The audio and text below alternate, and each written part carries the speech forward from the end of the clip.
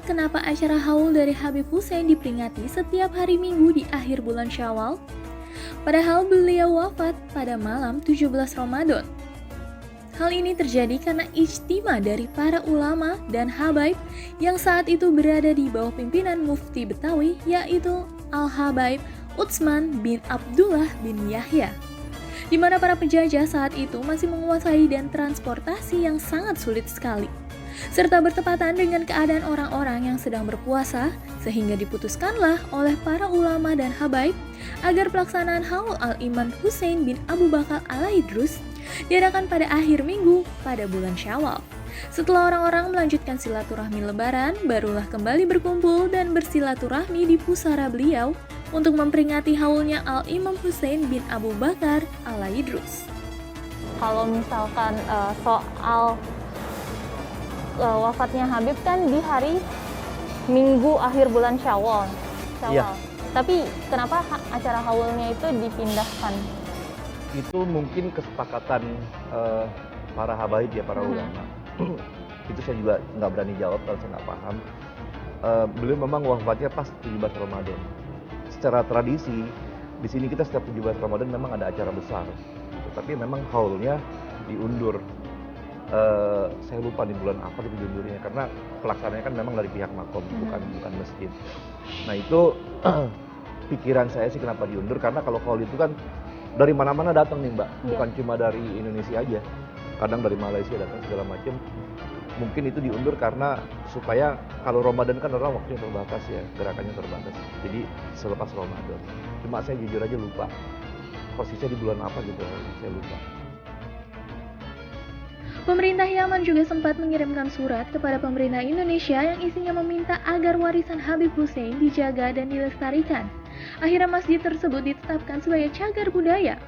Penetapannya sebagai cagar budaya tertuang dalam SK Mendikbud dan juga SK Gubernur pada tahun 1993. Makam Habib Hussein sendiri juga kerap dikunjungi oleh Habib Umar bin Hafiz bila datang ke Jakarta. Habib Umar merupakan pendiri pesantren Hadar Mustafa di Tarim, Hadramaut, Yaman. Lebih dari 1.000 pelajar Indonesia berguru ke pesantren tersebut.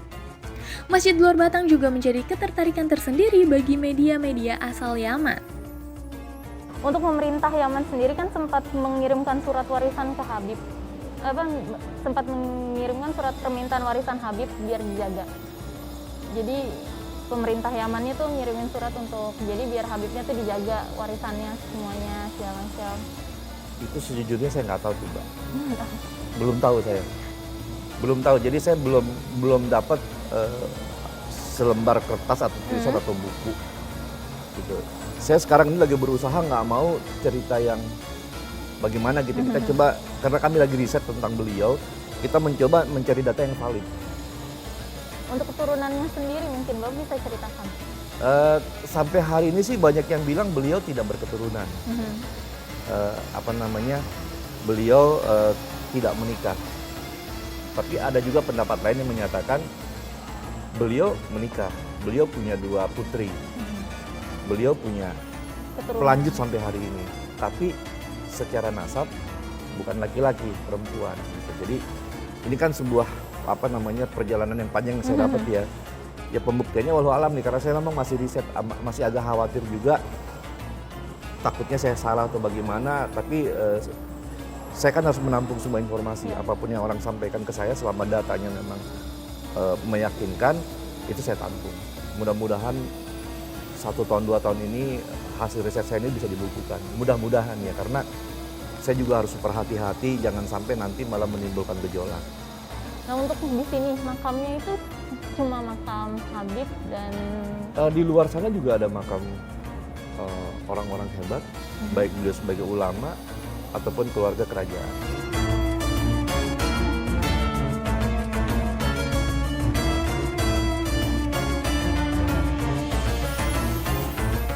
Saya belum dapat buktinya secara resmi gitu ya.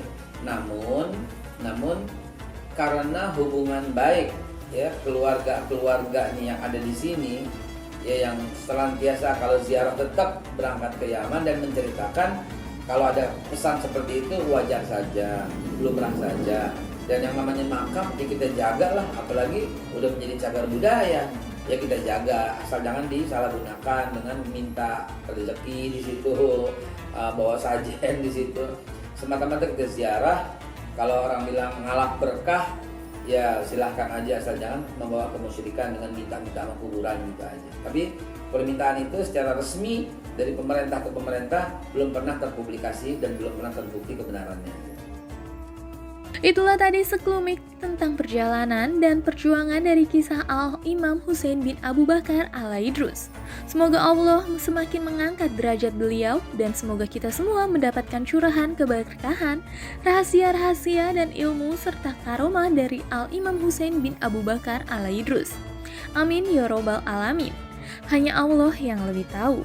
Sengaja berziarah ke makam Habib Husain bin Abu Bakar Al-Idrus karena saya mendengar dari para guru-guru saya, termasuk dari beberapa riwayat kitab, ternyata ketika kita menziarahi orang yang telah meninggal, apalagi para aulia, walinya Allah, kekasihnya Allah, maka banyak keberkahan yang bakal kita dapat. Terutama di makam Habib Husain bin Abu Bakar Al-Idrus Luar Batang, ini karena beliau itu mempunyai karomah yang istimewa luar biasa. Ada satu kisah dari seorang kiai di kota Bogor, beliau punya pesantren namanya Ummul Qura.